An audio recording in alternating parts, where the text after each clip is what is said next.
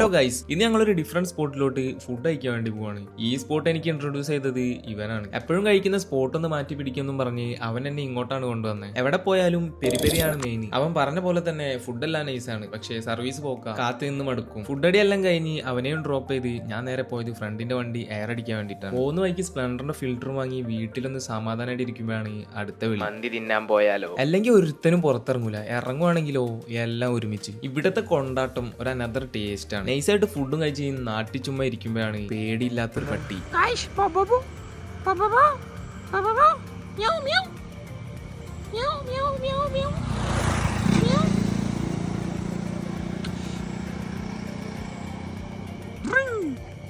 Meow.